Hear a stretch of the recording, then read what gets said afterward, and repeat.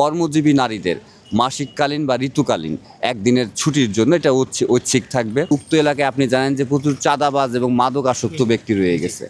এই যে এই বিষয়টা তাদেরকে যদি হঠাৎ করে আমরা বাতিল করতে চাই, তাহলে আসলে একটা সমাজের অনেকগুলো পরিবার না খেয়ে যাবে।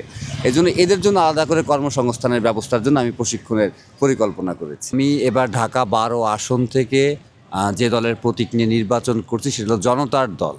আপনারা জানবেন যে জনতার দল সর্বশেষ নিবন্ধনের যেই প্রক্রিয়ায় সেখানে নিবন্ধন হয় এবং খুবই কম সময়ের মধ্যেই জনতার দলের যে আদর্শ, সেই আদর্শের সাথে আমাদের মিলে যাওয়ার জন্য আমি আসলে জনতার দলের প্রার্থী হয়ে এই নির্বাচনে অংশগ্রহণ করি। আর আমি ব্যক্তিগতভাবে মৌলিক বাংলা যে সংগঠনটি আছে তার সভাপতি দায়িত্ব পালন করছিলাম। আমাদের যে সংগঠনটি সেটি এখনও নিবন্ধন পায়নি, তবে আমরা আশা করছি যে অতি দ্রুত আমরা নিবন্ধন পেয়ে যাব। আপনি জানেন যে আমাদের এখানে দলগুলা যে বিষয়গুলা হয়, আপনি নামটা শুনেই বুঝতে পারছেন যে জনতার দল। মূলত জনতার আশা আকাঙ্ক্ষা যে বিষয়গুলা, যেমন জনতার আশা আকাঙ্ক্ষা বলতে গেলে আমরা মৌলিক অধিকারগুলোকে বুঝি। জনতার দল জনগণের যে মৌলিক অধিকারগুলো নিয়ে কাজ করে সেটা মূলত আমাদের সাথে মিশে গেছে। আর আমাদের সংগঠনের নাম মৌলিক বাংলা। এখানেও আমরা আসলে মানুষের মৌলিক অধিকারগুলো নিয়ে কাজ করি। এ জায়গায় যদি বলেন যে আসলে জনগণের যে মৌলিক অধিকার বা মালিকত্ব, সেই জায়গাটায় আমাদের একর সাথে মিলে গেছে। এটা খুব ভালো প্রশ্ন করছেন। মূলত আমি ধর্মে বিশ্বাসী, এটা ঈশ্বর বলেন, আল্লাহ বলেন, যাই বলেন। তো সেই বিশ্বাসের জায়গা থেকে আমার যে যাত্রাটা, যখন আমি 2 বছর বয়স আমি অনুভব করলাম যে আসলে পোলিওর কারণে আমার শরীরের একটা বড় অংশ পা সচল না, তখন আসলে প্রকৃতির উপর আমাকে নির্ভর করতে হয়। আমি এই পর্যন্ত আমার এই দীর্ঘ জীবনযাত্রার মধ্যে আমি আসলে মানুষকেই পাশে পাইছি এবং আমি বলবো যে মানুষ এখানে খোদার যেই কি বলে মায়া মমতা বা খোদার রূপ নিয়েই মানুষ আমাকে সারা জীবন কিন্তু এতদূর নিয়ে আসছে। আমার পড়াশোনা থেকে শুরু করে আমার দীর্ঘ যাত্রা, আমি আপনার লেখালেখির সাথে যুক্ত ছিলাম, আমি গবেষণার সাথে যুক্ত ছিলাম, সব জায়গায় মানুষই আমার পাশে পাইছি আমি। তো আমার কাছে মনে হয়েছে সবই আসলে খোদার রূপ।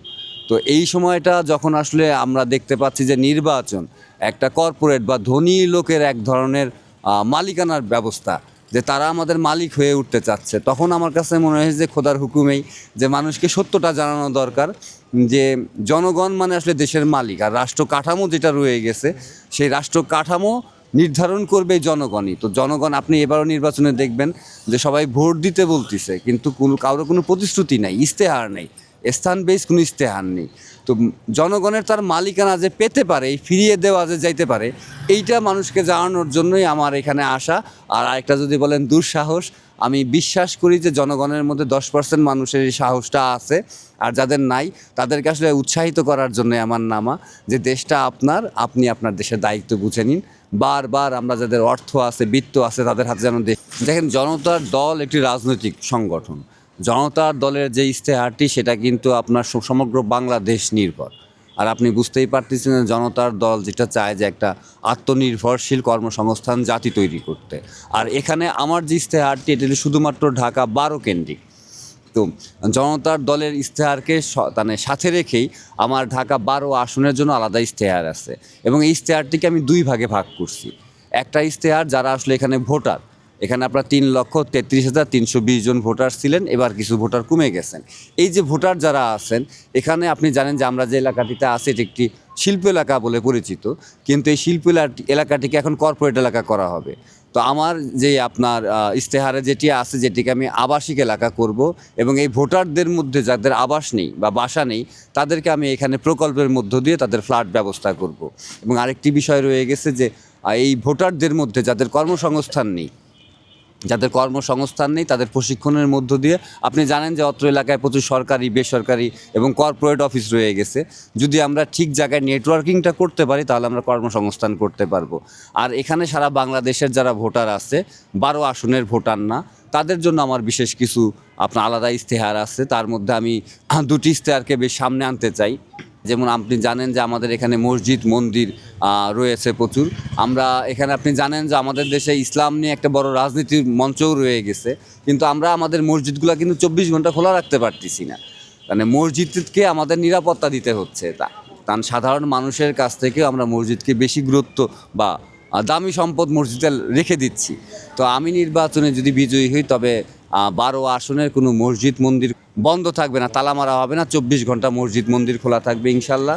আর আরেকটি বিষয়ে আমি সংসদে দাবি তুলব, সেটা হলো কর্মজীবী নারীদের মাসিককালীন বা ঋতুকালীন একদিনের ছুটির জন্য এটা ঐচ্ছিক থাকবে। এবং বিশেষ করে আরও দুটি বিষয় আমি আনতে চাই, যে উক্ত এলাকায় আপনি জানেন যে প্রচুর চাঁদাবাজ এবং মাদক আসক্ত ব্যক্তি রয়ে গেছে। এই বিষয়টা তাদেরকে যদি হঠাৎ করে আমরা বাতিল করতে চাই, তাহলে আসলে একটা সমাজের অনেকগুলো পরিবার না খেয়ে যাবে। এজন্য এদের জন্য আলাদা করে কর্মসংস্থানের ব্যবস্থার জন্য আমি প্রশিক্ষণের পরিকল্পনা করেছি। অবশ্যই আমি বলতে চাচ্ছি, শুধু চাঁদাবাজ এবং মাদক ব্যবসা যারা করেন তাদেরকে যদি আমরা তুলে দিই, আপনি জানেন যে এখানে চাঁদাবাজ কারা, তারা কিন্তু বড় রাজনৈতিক অংশের নেতাকর্মীরাই। এবং আপনি দেখবেন যতক্ষণ পর্যন্ত রাজনীতির ইকোনমিক্স ঠিক না হবে, যে আসলে আপনি রাজনীতি করবেন আপনার ঘর কিভাবে চলবে, আমাদের বৈধভাবে বলতে গেলে চাঁদাবাজি রাজনৈতিক আয়ের জন্য একটা বৈধ পথও আমরা দেখতে পারি। তো সেখান থেকে যদি তাদের আমরা ফিরিয়ে আনতে চাই, তাহলে তাদেরকে আমাদের দুইটা পথে আনতে হবে। যারা মেধাবী আছে তাদের আমরা বিভিন্ন ধরনের কর্পোরেশন তৈরি করে, বা বলতে পারেন শেয়ারের মধ্য দিয়ে একটা কোম্পানি তৈরি করে আমরা তাদেরকে কোম্পানিতে নিয়ে আসতে পারি। আর একটা যারা অদক্ষ আছে তাদের দক্ষতা দিয়ে আমরা কর্মসংস্থান করতে পারি। তাছাড়া যদি আমরা আসলে চাঁদাবাজদেরকে বাতিল করতে চাই, তাহলে দেখা যাবে যে এটা সম্ভব হয়ে উঠবে না, কারণ অভুক্ত মানুষের পক্ষে রাজনীতি করা সম্ভব না। আপনি একটা ভালো প্রশ্ন করেছেন। জনতার দলের ব্যাকগ্রাউন্ডটা যদিও আর্মির থেকে আসা, কিন্তু আসলে যখন আমরা জনতার সাথে কাতারে নেমে যাই তখন কিন্তু জনগণের হয়ে কাজ করতে হয়। জনতার দল, আপনি যেটা বললেন যে ভারতের সাথে যে পররাষ্ট্র নীতি আমাদের ছিল, সেখান থেকে অবশ্যই জনতার দল চায় যে আমাদের মাথা উঁচু পরনীতি, মানে সমানে সমানে পররাষ্ট্র নীতি যেন হয়, আমরা ভারতের সাথে মাথা নত না করে থাকি। অবশ্যই জনতার দল চায় যে ভারতের সাথে সুসম্পর্ক করার জন্য, কারণ আমাদের চারপাশে, আমাদের তিন দিকে যেমন ভারতের এমন জায়গা রয়ে গেছে যা চারদিকেই বাংলাদেশ। তো এই যেই অঞ্চলটার চারদিকে বাংলাদেশ, সেই অঞ্চলটার নিরাপত্তা এবং সেই অঞ্চলের অর্থনীতি, এবং আপনি দেখবেন সেখানে যে প্রোডাক্টগুলো পাওয়া যায় সেগুলো কিন্তু বাংলাদেশের। তো আমরা আসলে ভারতের সাথে একটা সুসম্পর্ক বজায় রাখতে চাই। আর ভারতের যে আপনি জানেন যে সীমান্তে আমাদের 15 দিনে একজন করে তারা মারছে, মানে ভারতের যদি আমরা ধরি 71 সাল থেকে শুরু করে 72 সালেও আমাদের সীমান্তে কিন্তু খুন করছেন তারা।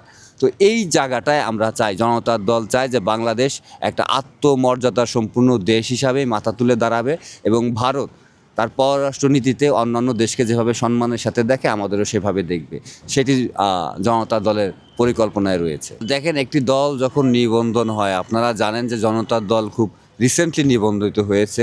একটি দল নিবন্ধন হয় আসলে কিসের যোগ্যতায়? তার সারা দেশে 100 উপজেলায় তার কমিটি লাগে, তার আপনার 22টা জেলায় কমিটি লাগে, এবং তার রাজনৈতিক কর্মকাণ্ড লাগে। এটাকে যদি বলা যায়, আমি বলবো একটি দলের প্রথম যোগ্যতা যে জনতার দলের বাংলাদেশে এতগুলা কমিটি রয়ে গেছে, সেজন্যই সেই যোগ্যতাই তারা নিবন্ধিত হয়েছে। এবং আমি যখন ঢাকা 12 আসন থেকে জনতার দলের কলম মার্কা নেই, তখন তাদের যোগ্যতাটা কি, যে নির্বাচনে অংশগ্রহণ করার ক্যাপাসিটি তাদের রয়ে গেছে। এবং আপনি যদি বললেন যে এই পরিকল্পনাগুলো আমি কিভাবে বাস্তবায়ন করব বা মানুষ আমাকে কিভাবে বিশ্বাস করবে, এটি খুব গুরুত্বপূর্ণ। আপনারা জানেন যে জুলাই গণঅভ্যুত্থানের পরে এখানকার জনগণ কিন্তু তার মালিকানা বুঝে নেওয়ার একটি বাস্তবতায় ফিরে যেতে চাচ্ছে। আমার মাইকেও আমি বারবার কিন্তু জনগণ বলছি না, আমি বলছি ঢাকা 12 আসনের মালিকগণ। তো এই মালিকগণ যদি তার অধিকারটা দেখে, আপনি যদি সংবিধান, আমাদের নতুন করে সংবিধানের কথাও আসছে, আপনি জানেন যে জুলাই সনদ একটি গুরুত্বপূর্ণ বিষয়। তো আমি বলবো জুলাই সনদ একটা মানদণ্ড, যার কারণে জনগণ নতুন স্বপ্ন দেখার ভরসা পাচ্ছে। দ্বিতীয় মানদণ্ড যদি বলেন, তাহলে আমি বলবো যে এই বিনির্মাণ যে শুরু হয়ে গেছে বাংলাদেশে, সেখানে জনগণ সরাসরিভাবে অংশগ্রহণ করছে। তো আমার যে দাবিগুলা বা আমার যে ইশতেহারে যা আছে, সেটা কিন্তু আমি একা করছি না, সেটা জনগণকে সাথে নিয়েই করছি। আর জনগণ তার রাষ্ট্র পরিবর্তন করার জন্য সে যখন নিজে অংশগ্রহণ করে, তখন আসলে সেটাই সবচেয়ে বড় সক্ষমতা। এটা খুবই ভালো কথা বলছেন। আগে অন্য যারা আছে তারা খুবই পরিচিত মুখ এবং অর্থনৈতিকভাবে অনেক স্বাবলম্বী আপনার এই বিজ্ঞাপনের জন্য। আমি বলবো যে আসলে আমাকে ভোট দিবে মূলত আমার ইশতেহারের জন্য। আপনি এখানে যে 15 জন শক্তিশালী প্রার্থী দাঁড়িয়েছে তাদের ইশতেহার দেখেন, তাদের মধ্যে আমি বলবো যে অধিকাংশের ইশতেহার জাতীয় ইশতেহার। ঢাকা 12 আসনকে নির্ভর করে তাদের ইশতেহারটি নাই। তো তো আমাদের যে ইশতেহারটি আছে, যে আমি ফরিদ আহমেদ কলম মার্কার যে ইশতেহারটি দিয়েছি, এটি ঢাকা 12 আসনের জন্য। তো কোনো মানুষ, জনগণ, এখানকার মালিকরা যদি ইশতেহার নির্ভর করে ভোট দেন, তবে আমি আশা করি যে আমি তাদের চেয়ে ভালো ভোট আমি পাওয়ার অদ্ভুত রকম আশা সাড়া রাখি আর পাচ্ছি। কি।